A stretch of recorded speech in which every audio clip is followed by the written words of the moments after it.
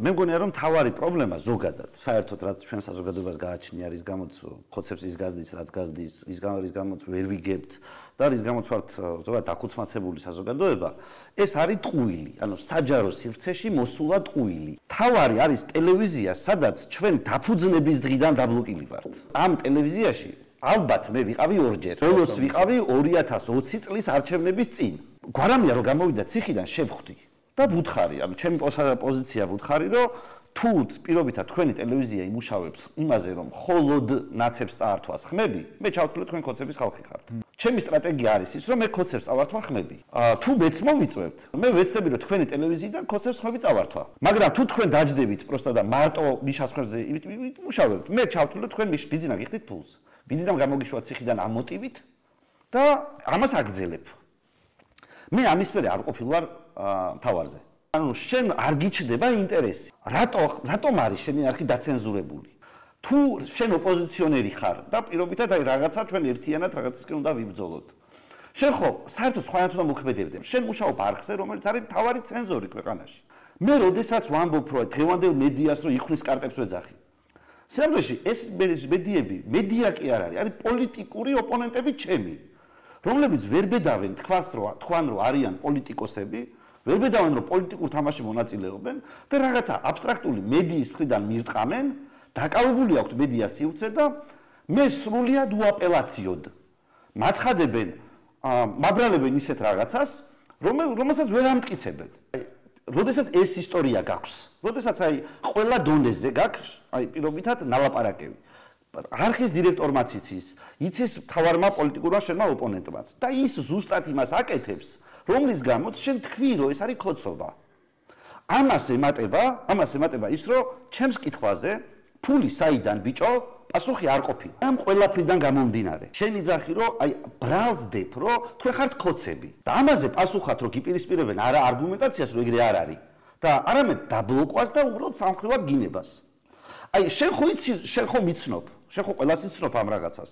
შენ ხო იცი რომ ჩვენ არაფერი არ გვეტყობოდა არასდროს ქოცებისგან ფულაღებულის და შეთანხმებულის. ამჯერამედ თქვენიც ქოცებისგან ფულის აღების ესე რო არ მოგატყო მე პირადად ამჯერად. ხო, ანუ შესაბამისად ანუ ეს ხო ყველაფერი ტყუილზე იყო და ამდენ მე ვიძახი ჩემ თავზე მიღებულ ცილისწამებებზე და ტყუილებზე.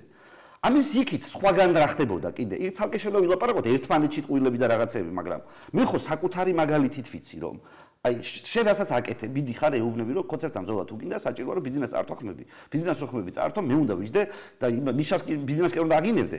მე უნდა ვიждდე ტელევიზორში, მიშას უნდა რა ვიცი, ვაგინებდე პირობითად, ვაკრიტიკებდე ოპოზიციას და ქოცებსაც რასაკვირველია, მაგრამ ისე რომ ქოცების ხმების წამოღება არ იყოს ჩაჭრილი. აი ამის გაგებას რა უნდა? ამას რომ იბლოკავ. ეს ხომ მე ყველა მედია მენეჯერთან მაქვს ნათქვამი. ყველა პოლიტიკურ პარტიასთან მაქვს ნათქვამი. და ვერავინ ვერ მეტყვის რომ ეს ვინმესთან არ იყო ნათქვამი ჩემგან. ამის საპირისპიროდ იქცევა ყველა. შენ ხო ერთადერთი გზა გაქვს რომ ჩათვალო რომ ესენი ან დეგენერატები არიან, ამიტომ არიან ქოცები, ან ქოცება მოისყიდეს. იმიტომ რომ როგორ შეიძლება შენ ქოცების დამარცხება გინდოდეს და არ მუშაობდე რომ ქოცების ხმები წამოიღო. მიშას ხმებზე მუშაობას რა შინაარსი აქვს? ნაცვლად იმისა რომ მე ყოფილიყავ ეთერში და თვითონ იცოდნენ მიშა მშვილდაძემ დაწერა ამას წინათ რომ თქვენი და ქოცების ამორჩევლები 35% მეორე არჩევანია ქოცების 35% თქვენი ყავითო. წარმოიდგინე რომ ეგეთ ტიპს რომელიც მე ქოცების მეორე არჩევანია იცი წინასწარ გეგმავს არჩევნო სტრატეგიას და ამ ტიპს ტეხავ თამაშიდან. ხო და რავი მე რომ ქოცი გეძახო ამის მერე რატომ არის ეს პრობლემა? შენ თუ მართლა ტელევიზია ხარ და არა პროპაგანდისტული საშუალება არაფერ შუაში არ არის შენზე ვინ რა თქვა. ანუ შენ თუ ფიქრობ რომ შენი მსმენელისთვის ვიღაცის აზრი საინტერესოა, შენ საკუთარ პროფესიას ღალატობ, მაშინ როდესაც ამბობ რომ იცი რა ჩემს დაკალებსაც მაკაცებს შენ ცუდად მიმართავ. ამიტომ მე ჩემს მაყურებელს ფეხებზე დავიკიდებ და არ მოგიწევ.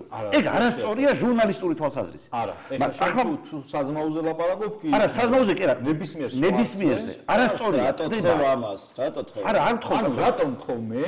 დავასრულებ თუ ვიღაცამ თუ მეძახა იდიოტი ეს ტიპი არ თხოვ კაცო უბრალოდ ჟურნალისტად არ ჩაგთვლი რატო არ ხარ ჟურნალისტი არა ჟურნალისტი რაღაცას ნიშნა არაფერ შუა შენ არის ჟურნალისტობასთან თავმოყარეობა და ღირსების ხონა არ ხონის საკითხი ყველა ადამიანს უნდა ქონდეს მაგრამ ნახე სხვა რაღაცას გეუბნები შენ თუ ანუ როგორც აი როგორ გითხრა ექიმი ხო არ შეიძლება უარი თქვა აუპორნალო ვიღაცას იმიტომ რომ შენ გაგინებდა Facebook-ზე იცი ხო არ შეიძლება რა თქმა უნდა ხო ესე იგი რაღაცა შენი პროფესია არსებობს და ეს თუ პროფესია მისი შინაარსი გესმის, მიუხედავად პირადი რაღაცეებისა, შენ პროფესიას არ უნდა გადააბიჯო. ჟურნალისტობა, ცხადია, მედიცინა შეიძლება არ არის, მაგრამ ნიშნავს რას, რომ შენ ხარ ადამიანი, რომელსაც შეუძლია მოაგროვოს შენ მისივე აზრით საინტერესო ამბები, საინტერესო ადამიანები და თავის მაყურებელს გააცნოს საინტერესო ნათქვამი, ადამიანი, მოვლენა ასე შემდეგ. თუ ამ საინტერესო ამბავ მოვლენაში აღმოჩნდება პროდიუსერმა გითხრა, რომ რაღაცა იაგომ გააკეთა, რაღაცა კარგი, თურმე და საინტერესოა ჩვენი მაყურებლისთვის, ჩვენი პოლიტიკას ამას ელოდება ჩვენი მაყურებელი. შენ თუ გამოხვალ აქ იტყვი იმას, რომ იცი რა იაგოს ნაგიდები ყავს ვიღაცა ჩემი დაქალი და ამიტომ არ მოვიწვევ. მე შეიძლება ტორესას გავუგო, მაგრამ ამის მერე ტორესას პროფესიონალად არ ჩავთვლი. გესმის? ხო, მეორე არგუმენტს რაც შეეხება თამოყარობის ამბავს, არათამოყარობის ამბავს. ნახეთ, ეხო გუშინ არ დაწყებულა.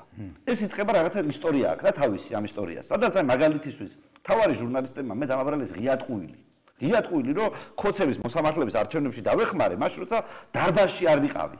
ესმის აი უბრალოდ იქ არ ვიყავ, ოფისში ვიდექი და ტელევიზორში გამოდის და ახლა ზიან გირჩის წარმომადგენლები და ქართულ ოცნებას უკრავენ რაღაცას და აი შეუკრეს ისა რა ქვია ფორუმი თუ რა. შენ არ იყავ თუ არავინ არის? არავინ არ იყო გირჩიდან. გირჩის ბარათებიც არ იყო შერჭობილი იმაში, ესმის? თუ რო დავწერეთ რომ არ ვართ, აი აგებზი ვართ, ნანუკას ველაპარაკე თუ არ ვწდები, ნანუკა აგებზი ვარ, აი პროსტა ოფისში. და ამას არასწორად აკეთებენ რაღაცას. ვითომ ბოდიშის მოხდა რომ დაიწყეს, ის იყო იმენა დედის გინებასავით. აი ბოდიშის მოსახლეობის ტექსტი ამ სიგიჟეზე რომ ღიატყუილი დამაბრალეს იყო აბსოლუტური პირველი ჯობდა. ესმის აი ეგეთი გააკეთეს. ეს ისტორია მაქვს. ახლა წარმოიდგინე რომ ჩვენ რო ყავდეს აი ჩვენი ისინი ჟურნალისტი შენ რომ მუშაობ პირობითად უფრო ადრე რო დაინტერესებულიყო, რომ რატომ არ დადის ეს ხალხი აქ. თქვენ ხო ხარ ჩემი მეგობრები, კაცო, რაღაცა, მაგრამ ის ხალხსაც ვიცნობ და მიმაჩნია რომ რაღაც საინტერესოს ბაზრობენ. აი რატომ არ არიან ისინი აქ? აი როდესაც შენ ამ კითხვას დასვამდი, ამ კითხვაზე დამაჯერებელ პასუხს მიიღებდი, არ უი გამოვასწორებ თუ ამას გეტყოდე. მხოლოდ მაშინ შენ იქნები მართალი რაღაც პონჩი, ჩემთან რაც მოხვიდე და თქვა რომ აი ამ ჩემ მეგობრებს რო აგინებ, მეც ვერ გიწევ. მაგრამ აი მანამდე ჩემი ისტორია ჩახლართული და 10 წლიანი სტყუილების დაბრალებით, დაბლოკვით, ამ რაღაცებით, აი ეს რომ აქ ჩაფენილი. და ამის მერე რო აკეთებ ამასთან ისე რომ ტორესას არ ვეხები. ანუ კონკრეტულ ადამიანებს ვეხები, რომლებიც პოლიტიკურ ნაწილში არ იმჩნევენ რაღაცას, რაც უნდა შეიმჩნიონ. იქ მე რატომ უნდა მქონდეს მორალური პრობლემა არ მესმის და სხვა გამოსავალი რა არის? აი ბიბლიაში ხო წერია რომ უნდა ამხილო რაღაცა დროს. ამხილო. ხო და ამას ვაკეთებ. მე სინამდვილეში იმიტომ კი არ ბლოკავენ რომ მე ამათ ვაღიზიანიდან შეურაცხყოფას ვაყენებდი. შეურაცხყოფის მიყენება მე დავიწყე არჩევნების მერე ამაზე როცა უბრალოდ თავის სახელი დავარქვა ყველაფერს და ჩავთვალე რომ ესენი კოცები არიან. თავისი შინაარსით, ან სისულების გამო, ან მოსყიდლობის გამო. მანამდე მე ხო არავის არ მიგინებია, მაგრამ იმის გამო რომ პოლიტიკური სპექტრი იყოს ჩაკეტილი და უბრალოდ უნამუსო ადამიანების გარდა და უბრალოდ სახელგატეხილი ხალხის გარდა იქ სხვა არავინ არ იყოს რომ ვერტიკალს პრობლემა არ შეუქმნას, ამის გამო ვიყავი დაბლოკილი. და არა იმის გამო რომ მე ვინმესთან პირადი პრობლემა მქონდა. ქოცებთან რატომ არ დაბლოკილი? აი შალვარ ამიშვილის მესენჯერზე რომ ამდენს ხმაურობდნენ. შალვარ ამიშვილთან რო არ ყოფილვარ 2 წელია. გიპასუხა მაგაზე. მე პროპაგანდისტი ვარ და რატომ უნდა მოგიწვიო? ხო, ნახე. საჯაროდ ამბობს ეგ კაცო, პროპაგანდისტი. კი ბატონო, ყველა პროპაგანდისტი სინამდვილეში კაცო, სხვების პროპაგანდისტები არიან, ის ამბობს საჯაროდ. მაგრამ იმანაც ხო დამბლოკა, იმიტომ კი არა რომ მე მას ვაგინებდი. ანუ არანაირი პრობლემა არ მქონია, ხო, გასაგები იყო რომ ურთიერთობის პრობლემა არ მქონდა. მაგრამ დაბლოკილი, იმიტომ კი არ ვიყავი რომ მე ვიღაცას შეურაცხყოფას ვაყენებდი. ქოცებთან, აი ნახე, ქოც მედიაში, მე ხო იმიტომ არ ვარ დაბლოკილი რომ მათ შეურაცხყოფას ვაყენებდი. ანუ დაბლოკილი ვარ, იმიტომ რომ პოლიტიკური სპექტრის ჩაკეტვა უნდათ რომ ახალი ტიპები არ შემოვიდნენ. ან კონტროლებადი მესიჯებს კარგად ავრცელებენ ხოლმე, როცა მათ ეს ყველა ავრცელებს, ჩერგო რო ავრცელებს, შენს მესიჯებს ეგეთი უნდა. და ახლა საერთოდ ალტიფოა შემჯდარი გილჩის მესიჯებზე. ანუ ეგ ჩემი ბრალი არ არის, ესმის, ანუ მე თუ რაღაცა ჭკვიანურს ვიტყვი, ვიღაც ამას დაინახავს და შეიძლება რაღაცა შეცვლის ამას იზამს, იმას იზამს, გადააკეთებს, გადმოაკეთებს, მაგრამ იგივეს გაიმეორებს, მე პრობლემა არ მაქვს. საავტორო უფლებები არ არსებობს აქ. არა, მაგაზე არ ვკამათებ. ამიტომ, ანუ სინამდვილეში ხომ მთელი პრობლემა იმაში მდგომარეობს, რომ მე სხვა რაღაცის გამო ვარ დაბლოკილი. როგორც ქოცებთან ვარ სხვა რაღაცის გამო დაბლოკილი, ასევე იგივენაირი ცენზურით ვარ დაბლოკილი ოპოზიციურ მედიაში. და შესაბამისად, პასუხის კი არ მე რომ შეურაცხყოფა მოვაყენე, არამედ სპეციალურად ეს ჩათლახები ბლოკავენ პოლიტიკურ სპექტრს, რომ იქ ნორმალური ადამიანი არ შევიდეს და ვინც შედის, ყველა იყოს ვიღაცისგან კონტროლირებული. ამიტომ გვაქვს ქოცნაცური ნარატივი 12 წლის განმავლობაში. ამ მედიებს არანაირი რესურსი არ აქვს ჩემი მოწვევის. იმიტომ ეს არის პარტიული მედიები თავისი შინაარსით. და ამ პარტიულ მედიებში მე თუ მივალ, მათ მესაკუთრეებს უნდა ვაგინო. პოლიტიკურად ის ამას იმსახურებენ. და შესაბამისად, როგორც ჭეშმარიტ პარტიულ მედიას შეეფერება, ამ პოლიტიკოსებს, აი მაგალითად, ტელეპიროლიდან რატო ჩამხსნეს? იმიტომ რომ ხაზარაძეს ვაგინებდი.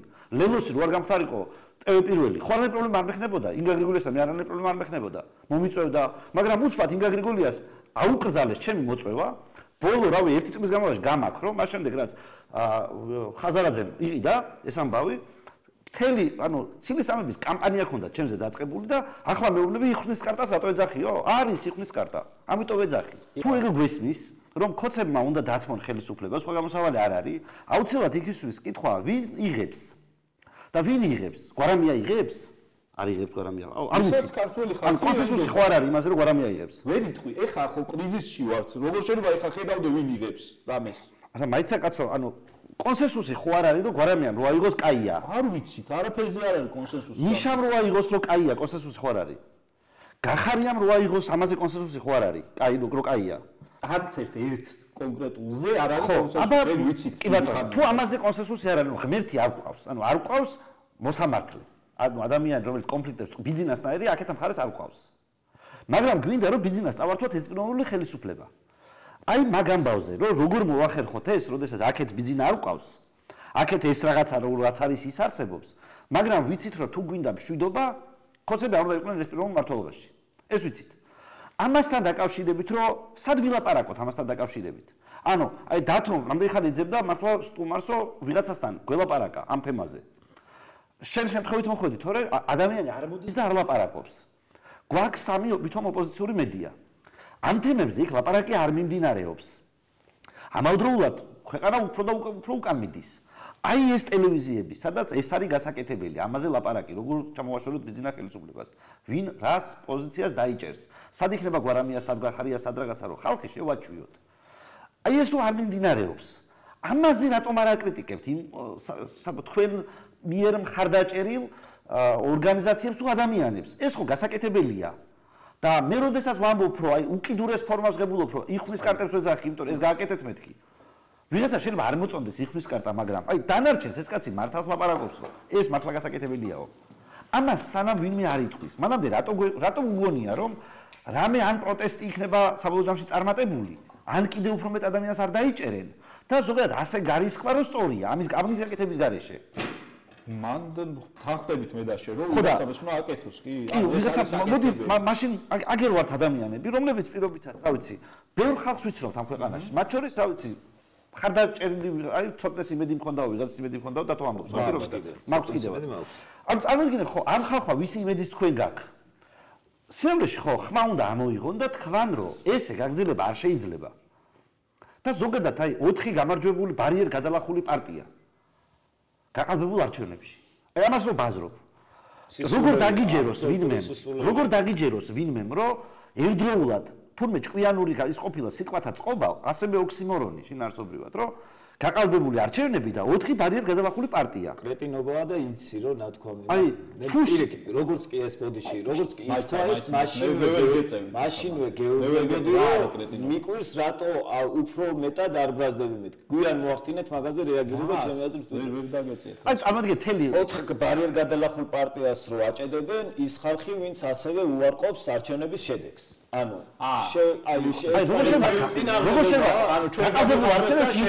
როგორ შეიძლება იცოდე გაყალბებულ არჩევნებში? ხო ვიცით რომ ესენი აღარ არიანო და კომფორტული რომ მოეცილებინათ დანარჩენი ყველა კომფორტის ზონაში დაჯდნენ და რა კარგია. ანუ წარმოგიდგენთ ხო ეს ხო არის სინამდვილეში კოცობის ამაზე უფრო აპოთეოზი რა უნდა იყოს რომ შენ თავარ არ გიზრდ. არა კეთილსინდისი არის. არა, კეთილსინდისი არა, ეს არის სიყალბე, რომელიც სიყალბესაც ხალხი ამჩნევს, იმიტომ რომ შენ თუ ერთის მხრივ ამბობ რომ არჩევნები გაყალბდა იმას აი 4 ბარიერი იქნება ხოცები თუ აყალბებდნენ არჩევნებს, ხოცები თუ წერდნენ 300,000 ხმა თუ დაწერეს ხოცებმა. მაშინ ხო ხოცებმა დაალაგეს ეს კონფიგურაცია და ერთადერთი ვიზეც შეიძლება თქვა რომ ხოცი არ არის, ის ხალხია ვით პარლამენტში არ არის.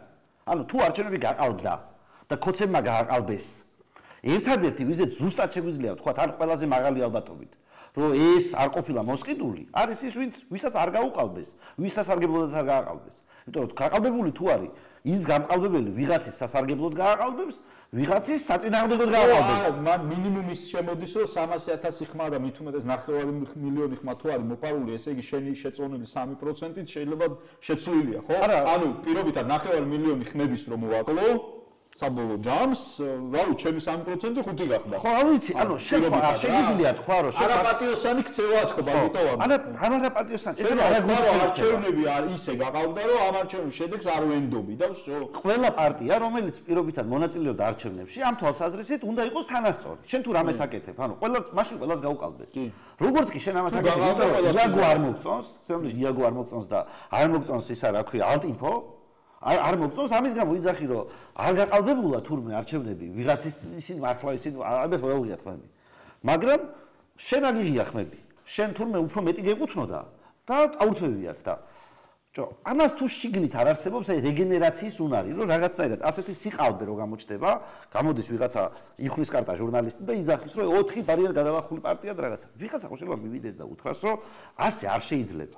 ჩვენ სანამ ამ ქართული ჟურნალოიდების, როგორ გითხრა, დაბერებულ თაობას, დაბერებულად არა ასაკით და რაღაცით, ანუ მენტალურად, აი სხვაგან რო არიან დაბერებულ თაობას, სანამ არ გავყრით ტელევიზიებიდან, ბიზნეს საფრთხე არ ემუქრება. აი თქვენ რო იცავთ ეგ ტელევიზიები პირობითად, იმაზე დგას ხოცები. ტყუილი უნდა მორჩეთ ყველამ, ზოგადად იქიდან დაწყებული 4 გამარჯვებული პარტია გაყალბებულ არჩევნებშიდან დაწყებული, ტყუილი უნდა მორჩეს.